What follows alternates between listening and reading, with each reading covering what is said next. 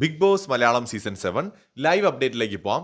പണിപ്പുര task കഴിഞ്ഞിരിക്കുകയാണ്. 20 second സമയത്തിനുള്ളിൽ എത്ര വേണോ സാധനം എടുക്കാമായിരുന്നു.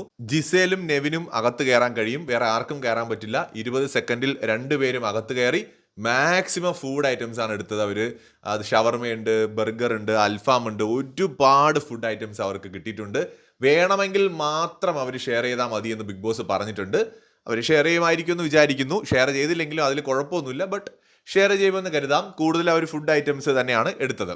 മറ്റൊരു കാര്യം, ഇവർ ഇതിനകത്ത് കയറുന്ന സമയത്ത് നമ്മുടെ അഭിലാഷും അതുപോലെ റെനയും നല്ലപോലെ ഇവരെ സപ്പോർട്ട് ചെയ്തു. പുറത്ത് നിന്ന് 1, 2, 3 കൗണ്ട് ചെയ്തിട്ട് ഭയങ്കരമായിട്ട് സപ്പോർട്ട് ചെയ്തിട്ടുണ്ടായിരുന്നു. അപ്പോൾ അതുകൊണ്ട് പ്രോപ്പറായിട്ട് ആ ടൈം ഫിനിഷ് ആവുന്നതിന് മുമ്പ് തന്നെ സാധനങ്ങളുമായിട്ട് പുറത്ത് കടക്കാനായിട്ട് അവർക്ക് കഴിഞ്ഞു.